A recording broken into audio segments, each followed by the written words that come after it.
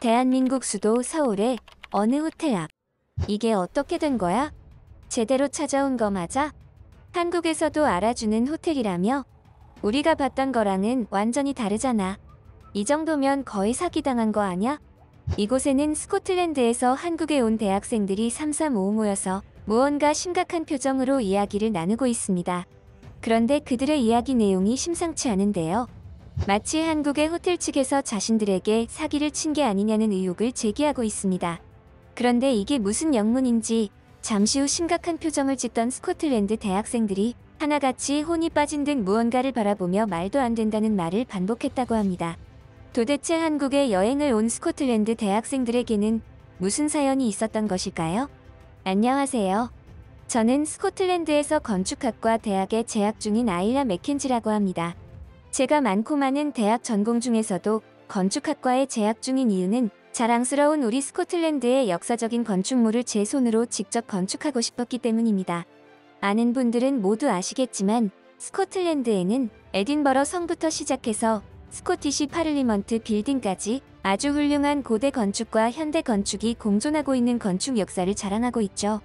미국이 세계 최고의 선진국으로 알려져 있지만 다른 분야를 제외하고 건축과 역사에 대한 것만 보았을 때는 우리 스코틀랜드가 훨씬 자랑스러운 역사를 자랑한다고 자부하고 있습니다. 그런 저에게 최근 들어 아주 말도 안 되는 고민거리가 하나 생겼는데요.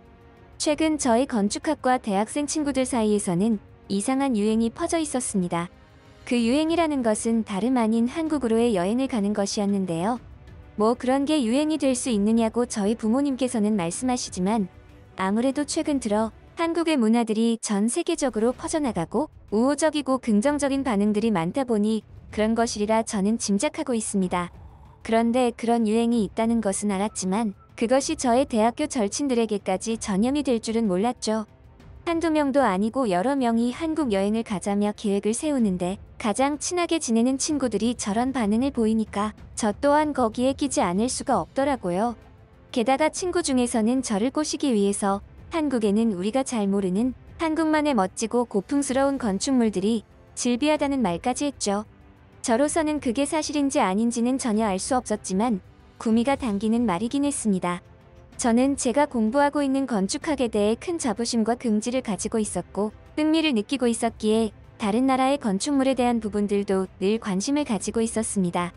하지만 동양 건축에 대한 부분들은 자료로도 잘 접하기 어려웠고 실제로 그 분야를 공부하기 위해서는 직접 그 나라에 방문하는 방법이 가장 좋다는 것을 알고 있었죠. 하지만 한편으로는 아시아 국가 중에서도 일본이나 중국도 있는데 왜 하필 한국을 가자는 것인지 조금은 실망스럽기도 했습니다. 제가 알기로는 아시아 국가 중에서는 일본과 중국이 더 일찍이 선진국으로서의 지위를 가졌기에 건축적으로도 한국보다는 더욱 배울 것이 많을 것이라 생각했거든요. 한국에서 그러한 것들을 알기 전까지는 분명히 그렇게 생각을 했었습니다.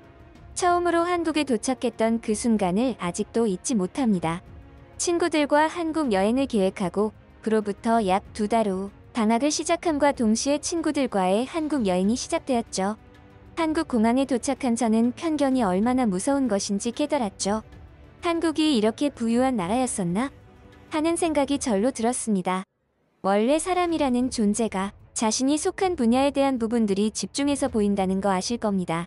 뭐 눈에는 뭐만 보인다는 말도 있고 패션 디자이너의 눈에는 사람들의 패션만 눈에 들어온다고 하잖아요. 저 또한 마찬가지였습니다. 공항에 도착하기 전부터 한국의 공항 건물 외형이 눈에 들어왔는데 저는 크게 놀라고 말았죠. 외적인 미관이 아름다운 것은 둘째치고 크기도 제가 생각했던 것보다 훨씬 커서 저걸 건축하기 위해서 얼마나 많은 사람들이 얼마나 오랫동안 공을 들였을까 하는 생각이 들더군요. 하지만 제가 놀란 것은 한국의 공항 외형만이 아니었습니다. 공항 내부에 도착한 저는 한국이라는 나라가 얼마나 부유한 나라일까 가늠조차 되지 않았습니다.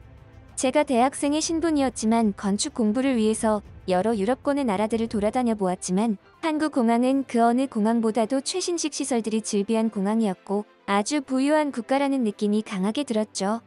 스코틀랜드의 공항들은 대부분 1934년도에 개장되어 최근까지도 여러 차례 확장과 개조가 이루어졌지만 아직도 후진적인 느낌을 지울 수가 없는 것이 현실이었습니다. 하지만 한국의 공항에는 마감재부터 시작해서 구조 자체가 최신식의 그것들로 이루어져서 보는 이로 하여금 감탄을 자아내게 했죠. 더구나 공항 내부에는 인공지능 로봇들이 배치되어 있고 늘 친절하게 미소 짓고 있는 공항 직원들 덕분에 무언가 모르게 안정감이 드는 미래에 와 있다는 느낌마저 들게 했습니다. 그렇게 신기한 듯 한국의 공항 이곳저곳을 훑어보고 있었는데 물갈이를 하는 것인지 아니면 먹은 음식이 잘못된 것인지 몰랐지만 살짝 복통이 생겼습니다. 저는 공항에서 벗어나서 호텔까지 가려면 아직도 한참을 더 가야 한다는 생각에 공항 화장실에서 볼일을 보고 편안한 마음으로 긴 여정을 가기로 생각했죠. 그래서 저는 짐을 친구들에게 잠시 맡기고 화장실을 들렸고 그곳에서 저는 다시 한번 놀란 마음을 진정하기 어렵게 되어버렸습니다. 과연 이곳이 공항의 화장실인지 아니면 고급 호텔의 화장실인지 분간이 되지 않을 정도로 고급스러웠고 깨끗했죠. 너무 놀란 나머지 순간적으로 복통이 잊힐 정도였습니다. 덕분에 저는 생각보다 긴 시간 동안 화장실에서 볼일을 보게 되었고 볼일을 마치고 다시 공항 내부로 갔을 때 저는 순간적으로 아찔함을 느꼈습니다. 그곳에는 있어야 할 친구들이 보이지 않았죠. 친구들에게 전화를 하기 위해서 몸을 뒤적거렸지만 이내 온몸에 식은땀이 날 정도로 아차 싶은 마음이 들었습니다. 화장실을 금방 다녀오기 위해서 친구들에게 저의 짐을 맡겨두었는데 그곳에 저의 핸드폰까지 들어있었던 것입니다.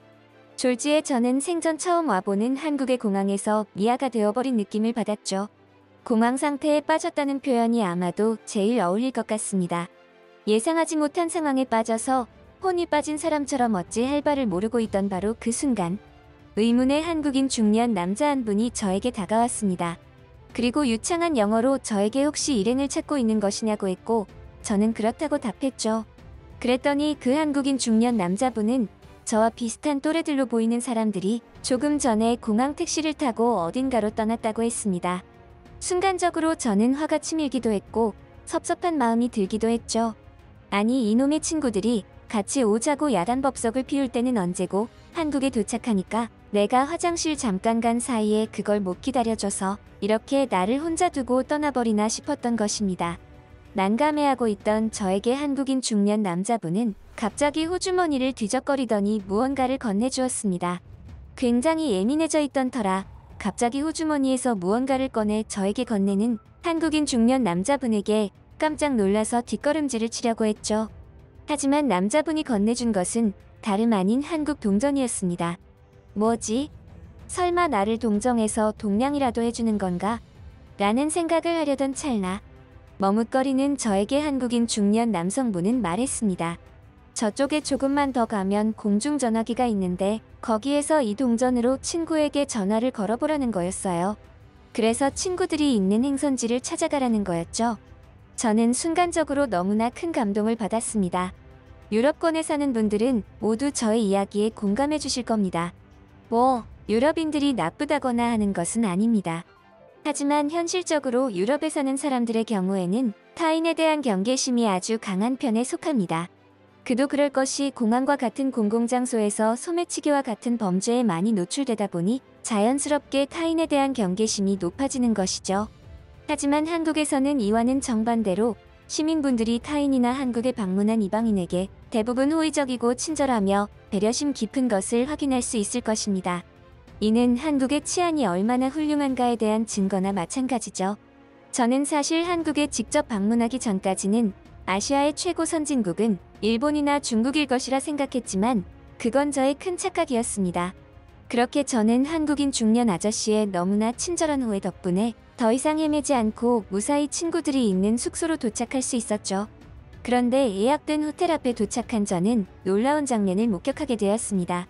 한참 전에 제가 공항 공중전화로 친구와 통화를 했을 때 이미 호텔 앞에 도착했다고 했던 친구들이 아직 짐을 풀지도 않은 채 호텔 근처에서 서성거리고 있었던 것을 목격했던 것이죠.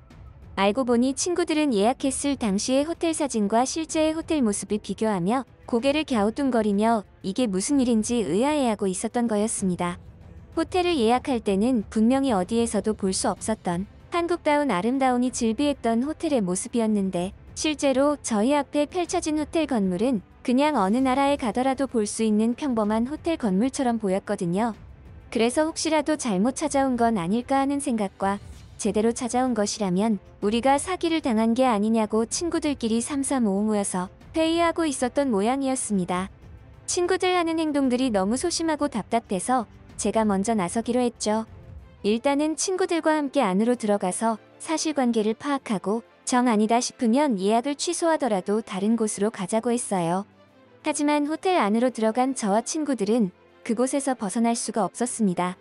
그곳에는 외부에서 보는 것과는 완전히 다른 모습을 한 외형의 건물들이 즐비했는데 우리들이 온라인으로 예약했을 당시에 보았던 그 아름다운 건축물들이었습니다. 아니, 사실 그때 보았던 사진은 실물을 제대로 담아내지 못했다고 해도 과언이 아닐 정도로 눈앞에 펼쳐진 한국의 건축물들은 아름다웠고 환상적이었습니다.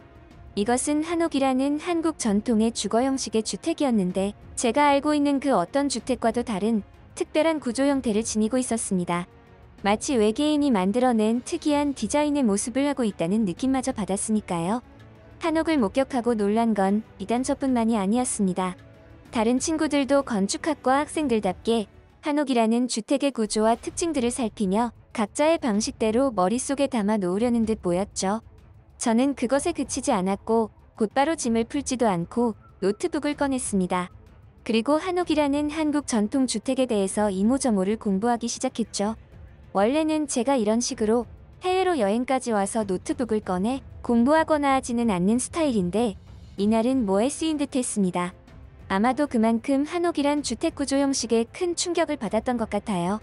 역시나 한옥은 제가 추측한 대로 그저 보기에만 그럴듯한 아름다운 주택이 아니었습니다. 한옥이 위치한 지역마다 조금씩 다른 특징들을 가지고 있었는데 북부지방에서는 외부의 냉기를 막아주고 내부의 열을 유지하기 위한 가장 효율적인 구조인 방을 두 줄로 배열하는 형태의 겹집 구조와 낮은 지붕의 한옥이 발달했다고 했습니다. 어떻게 그 시대에 이런 형식의 건축의 미학을 생각해내었는지 혀를 내두를 정도였죠. 한국인들이 지능이 높다는 것은 이미 알고 있었지만 그것은 현대에 와서 한국인들의 교육열 때문인 줄로만 알았는데 그건 저의 착각이었습니다. 그냥 한국인은 민족 자체가 지능이 뛰어난 게 틀림없었어요. 그렇지 않고서야 그 당시에 이런 구조의 주택을 건설하지는 못했을 테니까요. 우리는 한국에 도착한 첫날 밤 여행 동안 묵을 호텔에 도착했을 뿐이었지만 여행의 목적을 달성한 그런 기분이었습니다. 그날 이후로 한국이라는 나라를 이곳저곳 탐방하며 아주 행복한 나날들을 보냈죠. 그리고 다시 스코틀랜드로 돌아갔습니다. 제가 한국을 여행하면서 한 가지 크게 바뀐 부분이 있는데요. 그건 그동안 제가 대학교에서 공부했던 건축의 역사에 대해 다시 한번 생각하게 되었다는 것입니다. 이 세상에는 제가 알던 건축과 건물들이 전부가 아니라는 것을 깨달은 탓이죠. 그리고 아직 한참이나 공부가 부족하다는 것을 느끼기도 했고요. 그래서 저는 결국 대학교를 졸업하고 나서 곧바로 취업하여 건축 현장에 뛰어들려고 했던 원래의 계획을 포기해버리고 말았습니다. 대신 저는 조금 더 공부하기 위해 유학을 선택했죠. 한국으로의 유학을 말입니다. 한국이라는 나라는 여행을 했을 때와는 다르게 유학을 왔을 때는 또 다른 느낌을 주는 나라였습니다. 여행에서는 느끼지 못했던, 알지 못했던 한국의 여러 가지 다른 면모들을 접할 수 있었죠. 특히 제가 앞으로 건축학을 연구하고 공부하며 더 나아가 이것을 업으로 삼기 위해서 큰 도움이 될 법한 한국인들의 특성 또한 자연스럽게 몸으로 익힌 것 같습니다. 마침내 저는 그렇게 한국으로의 유학 생활을 마치고 다시 스코틀랜드로 돌아와 건축업자가 되는 꿈을 이루었습니다. 이제는 대학 내내 공부를 했지만 무언가 텅 비어있는 부분이 채워진 느낌이었죠. 그리고 저는 한국식 한옥의 특징과 스코틀랜드 전통 가옥의 특징을 조합하여 퓨전 건축물을 공사하기 시작했습니다. 수요가 점점 늘어나는 추세죠. 그리고 저는 오늘도 스코틀랜드에서 한국인처럼 살아가고 있습니다. 이봐, 그건 이렇게 하는 게 아니지. 좀 더 섬세하게 해야 해. 섬세하면서도 빠르게 해야 한다고? 이런 식으로 해가지고 오늘 안에 다 끝내겠어? 한국에 가봐. 이런 식으로 일하면 당장에 해고된다고? 속도 좀 올리자. 빨리빨리.